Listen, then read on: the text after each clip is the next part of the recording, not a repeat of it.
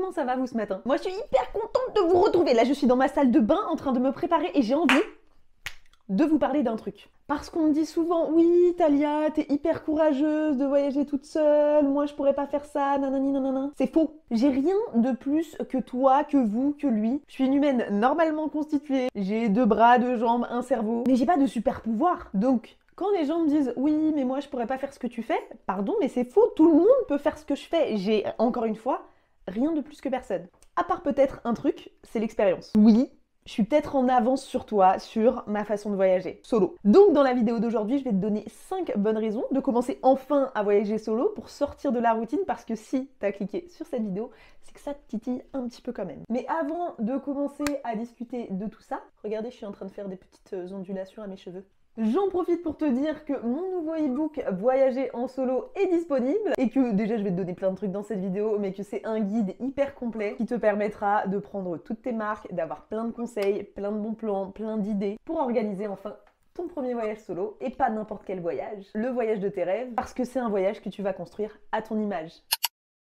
Alors, raison numéro 1, liberté les gars, la liberté. Je crois qu'on se rend pas bien compte dans notre société actuelle comment on est en prise et en proie à tout ce qui nous tombe dessus et qu'on n'a pas forcément la liberté d'action, la liberté de penser, la liberté de parole parfois. Même si on est dans le pays de la liberté, si t'habites en France, bah dans les faits, c'est pas toujours le cas. Il faut toujours faire attention à ce qu'on dit, à ce qu'on fait, on joue parfois un rôle, on est soumis à des horaires, il faut se lever à telle heure, il faut aller au travail à telle heure, il faut manger à telle heure, sauf si tu as la chance d'avoir ta propre entreprise et de gérer ton emploi du temps. Mais là encore, tu as des obligations. Et quand tu pars voyager en solo, bah, toutes ces obligations, elles sautent. Et tu es libre d'agir, de penser, de réagir selon toi. Il n'y a plus de à telle heure, tu dois être à tel endroit pour faire ça. C'est toi qui décides ce que tu fais, où tu le fais, comment tu le fais, avec qui tu le fais. En fait, tu décides tout, t'es le maître. Et cette liberté, c'est un cadeau incroyable, mais c'est aussi ce qui fait peur. Justement parce que t'as personne derrière toi pour te dire quoi faire, quoi manger, où aller, comment s'amuser, quelles activités choisir.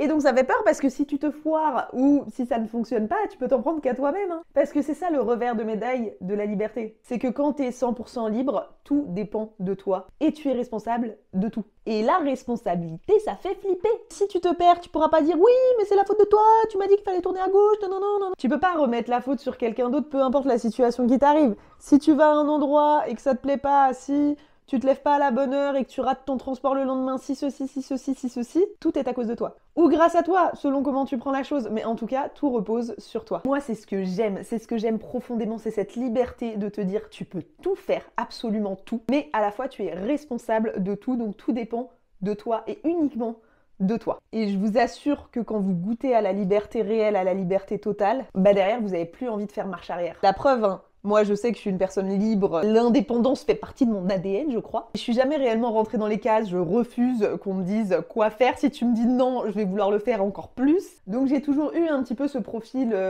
liberté absolue en moi.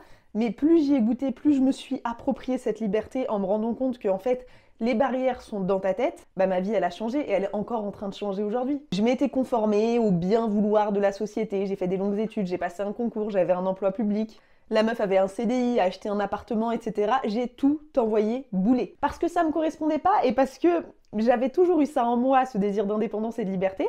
Mais plus j'ai grandi, plus je suis devenue une adulte, plus il s'est affirmé et j'en ai pris possession, puisque petit, tu prends pas possession de tout. T'as tes parents derrière qui veulent que tu fasses ci, que tu fasses ça, donc t'as une certaine éducation qui te conditionne. Et quand tu t'affranchis un petit peu de ton éducation et que tu te fais ta propre identité, bah il y a des choses qui rentrent en contradiction parfois. Moi j'ai tout envoyé bouler, aujourd'hui je suis à mon compte, j'ai ma propre auto-entreprise, je voyage partout dans le monde, je me fous un petit peu de ce que je fais, de comment je le fais, parce que ce qui compte vraiment pour moi, c'est de pouvoir tout faire quand j'en ai envie. De pas avoir ces barrières qui me disent non mais tu dois... Non, je dois rien faire du tout. Je suis mon propre patron, je fais ce que je veux, quand je veux, et je voyage partout dans le monde. Alors ça fait un peu peur tout ça, mais franchement je le vis bien. Hein. Et je vous assure que pour rien au monde, je retournerai en arrière. En fait, tu prends conscience vraiment que tu peux tout faire. Encore une fois, je l'ai déjà dit, mais tu peux tout faire et tu ne le comprends qu'en goûtant réellement à la liberté. Quand tu goûtes, tu sais que le monde il est vaste, le monde il est grand et il y a plein de choses à faire. Donc si aujourd'hui t'es un peu coincé dans ta routine, que tu te poses beaucoup de questions sur ta vie, ta profession,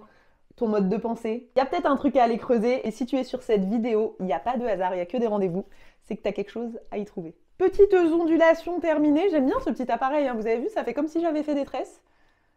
C'est rapide, c'est facile, simple, efficace, on adore. Allez, on y va, raison numéro 2. Bon, c'était bien la peine de se préparer, j'ai été courir, donc regardez-moi ça, là, il n'y a plus rien qui va, mais c'est pas grave, au moins j'ai fait un petit run, j'ai profité du soleil, c'était cool. Ce qui nous amène à la raison numéro 2 de voyager en solo, le fait de se développer personnellement. Qu'est-ce que j'entends par se développer personnellement? C'est simple, quand tu voyages seul, c'est ce qu'on disait dans la partie précédente, tu ne peux compter que sur toi-même, sur tes capacités, sur tes propres ressources, et donc tu vas devoir les développer, que tu le veuilles ou non. Tu vas les développer parce que tu vas te retrouver dans des situations inhabituelles qui te sortent de ta zone de confort. Et plus tu sors de ta zone de confort, imagine que ça c'est ta zone de confort, tu en sors. Du coup, tu vas élargir cette zone puisque tu vas rentrer dans ce qu'on appelle la zone de croissance. Et une fois que tu seras habitué à ta zone de croissance, ta zone de confort va s'élargir pour devenir de plus en plus grosse.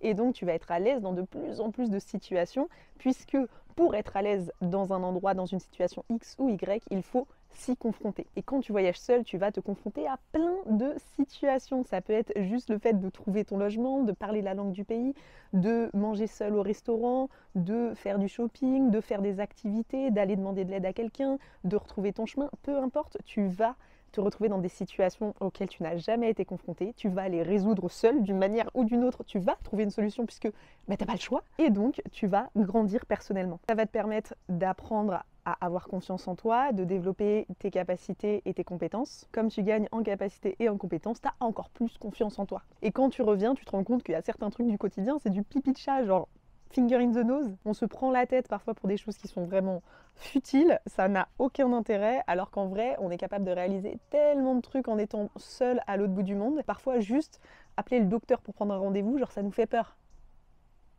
Moi, je me rappelle que je disais tout le temps avant de partir au Japon que j'étais passée à 100% à mon compte, que je voulais tout déchirer avec mon entreprise et que si j'étais pas capable de me débrouiller à l'autre bout du monde avec mon sac à dos, bah, j'étais pas capable d'atteindre mes ambitions. Et c'est vrai que ça m'a poussée. Et quand au quotidien, des fois, je me dis, ah, j'arrive pas à faire ça, je repense au fait que j'ai été toute seule un mois dans un pays où je parlais pas la langue, qui est à l'autre bout du monde, enfin, sans aucun repère presque. Et que ça a été l'expérience de ma vie. Ça m'a ouvert des portes incroyables, j'ai découvert tellement de choses, j'ai appris beaucoup sur moi. Et aujourd'hui, je sais que je suis capable de tout faire quasiment. Enfin, tant que t'es en bonne santé et en bonne forme physique, bah, le monde il est ouvert à toi. Souvent on me dit oui mais voyager seul, t'es tout seul.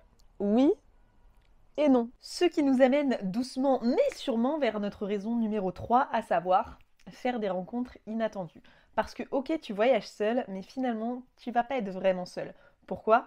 Parce que si tu as un souci déjà, tu vas devoir t'adresser à quelqu'un, probablement quelqu'un de local, pour avoir des informations, où aller, où dormir, que faire, tu trouves pas ton chemin, etc., etc. Donc tu vas beaucoup plus facilement aborder le contact avec des inconnus que quand tu es avec d'autres personnes. Par exemple, tu es en vacances avec tes potes, vous allez essayer de trouver une solution ensemble, tu vois, vous allez cumuler vos cerveaux, l'intelligence collective et trouver une solution. Quand tu es tout seul, bah, tu es avec toi-même, t'as pas d'autre vision que la tienne, donc pour trouver une solution, tu es obligé d'aller voir quelqu'un d'autre. Partage aussi un petit peu tes aventures sur les réseaux sociaux, n'hésite pas à en parler sur les groupes Facebook, sur Instagram, sur TikTok. Moi je sais qu'à l'autre bout du monde, j'ai été reconnue dans la rue par une Française parce que je partageais ma petite vie sur les réseaux sociaux et du coup elle m'a vue au Japon, elle m'a dit « Oh mais Talia, je te suis !» Waouh, incroyable. D'autres personnes qui m'ont envoyé des messages « Ah bah je serai à Tokyo en même temps que toi !» Et j'ai rencontré vraiment beaucoup de gens. Il y a des personnes que j'ai rencontrées à Tokyo que j'ai revues plus tard dans le voyage. Il y a des personnes avec qui je suis encore en contact aujourd'hui. C'est des choses qui ne se seraient pas produites si j'étais pas toute seule. Donc ça permet d'élargir ses horizons en termes de paysage, en termes de vision du monde, mais aussi en termes de fréquentation. Tu vas rencontrer de nouvelles personnes, des personnes locales ou non. Ça peut être aussi des touristes qui sont là sur le pays. Et tu vas partager dans une ville. J'avais mangé seule à un restaurant et en fait sur la table à côté de moi, il y avait un Français et une Américaine qui étaient en couple. Et donc il a vu que j'étais française et il m'a parlé pendant le repas. Il y avait quoi, un petit mètre qui nous séparait et finalement on a échangé avec le couple presque comme si on mangeait ensemble au restaurant. Alors que moi j'étais juste venue toute seule manger mon petit plat et c'était hyper sympa. Pareil quand t'es seule au restaurant, dans un café, quand ils te demandent c'est pour combien de personnes et que tu dis une, ils sont beaucoup plus à même de venir te parler. Les serveurs ils passent plus de temps avec toi, les barman ils te racontent ta vie, ils te posent des questions. Donc en fait les gens sont beaucoup plus ouverts. Ça m'était aussi arrivé dans une petite rue d'une campagne japonaise à Nikko. Moi je croise les gens dans la rue, je dis bonjour, que ce soit en France ou ailleurs.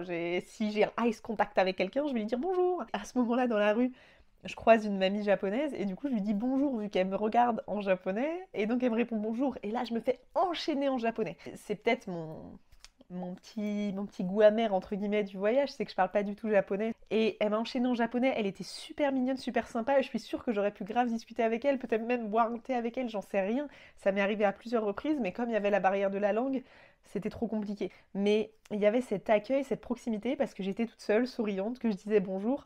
Les gens partout ont été beaucoup plus à même de venir vers moi, de venir me voir et de me parler. Donc tu vas rencontrer des gens, tu vas faire des rencontres éphémères ou non, peut-être que tu garderas contact avec certains, peut-être pas, mais en tout cas tu vas avoir des échanges que tu n'aurais jamais pu avoir si tu avais été en groupe. Une autre très bonne raison de commencer à voyager en solo, c'est que ça va travailler ta capacité d'adaptation.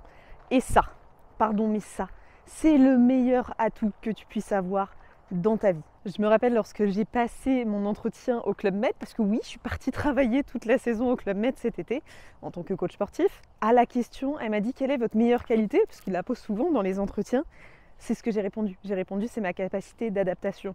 Je peux m'adapter à n'importe quelle situation. Et ça, je pense vraiment que c'est l'atout, la meilleure qualité qui puisse exister. C'est-à-dire que peu importe la situation où tu vas te retrouver, tu vas pouvoir avoir des solutions, trouver des alternatives, quel que soit l'obstacle que tu vas rencontrer, tu es capable de faire quelque chose avec du rien. Et ça, tu l'apprends beaucoup en voyage solo puisque tu es confronté, comme on l'a dit tout à l'heure, à plein de situations nouvelles qui vont te mettre parfois en difficulté. Et le fait de relever seul ces difficultés, ça va te créer des armes ultimes pour te surpasser dans la vie de tous les jours. Être adaptable aux situations que tu rencontres ou auxquelles tu fais face, c'est de l'intelligence situationnelle. Je suis dans telle situation, qu'est-ce que je fais? Comment je me débrouille? Et ça, vraiment, c'est ce qui va te permettre d'évoluer et de passer des steps supérieurs dans ta vie personnelle, dans ta vie professionnelle. Et tout ça, c'est grâce à ta capacité d'adaptation que tu vas développer. Et comment la développer? C'est en la travaillant. Et enfin, last but not least, donc le dernier n'est pas des moindres pour ceux qui ne parlent pas anglais. Voyager seul, ça va te permettre de faire ton introspection, de te poser les questions, de réfléchir sur toi-même, sur ce que tu veux dans la vie, sur qui tu es vraiment, et donc de faire connaissance avec toi-même et d'apprendre à te connaître réellement. C'est très rare au quotidien qu'on soit seul. Il y a toujours, si on n'est pas entouré de personnes, du bruit, la télé, Netflix, les réseaux sociaux, il y a toujours des sources de distraction qui nous polluent un petit peu l'esprit et le cerveau et qui nous empêchent vraiment d'être avec nous-mêmes. Ça fait peur de se retrouver seul avec soi-même, avec ses réflexions, avec ses pensées, mais c'est salvateur. Et encore une fois, ça va te permettre de te découvrir vraiment. Parfois, tu vas découvrir ce que tu aimes au plus profond, de nouvelles passions, des choses que tu soupçonnais même pas jusqu'à présent, parce que tu as fait le pas de te rencontrer toi-même. Être seul avec tes pensées, avec tes peurs, avec tes doutes, avec tes joies, avec tes peines, peu importe, mais de les affronter seul, de les surmonter et d'évoluer. Donc en fait, voyager solo, c'est un progrès permanent sur le regard que tu portes sur toi-même, sur les autres et sur le monde. Donc ça a que des bénéfices. Si cette vidéo t'a inspiré et que tu as besoin d'un petit peu plus de tips, mon e-book Voyager en solo est disponible dans la description. Dedans, c'est une mine d'informations pour organiser ton premier voyage en solo et pas n'importe lequel, le voyage de tes rêves. Tu as aussi le e-book Voyager au Japon si ton rêve c'est de partir au Japon. Et sur ce, je te dis à la semaine prochaine. Si tu as aimé la vidéo, lâche un petit pouce vers le haut et abonne-toi. Ciao!